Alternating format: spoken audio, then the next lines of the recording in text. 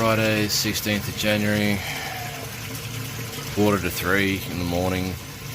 It is flooded again after they've cleared the drains.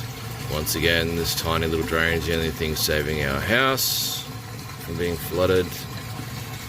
And there is a good inch of water across the entire back porch. It's all the way along that wall. The drains over there aren't doing anything again. I guess the gauge is too small or whatever, and they're in the wrong position.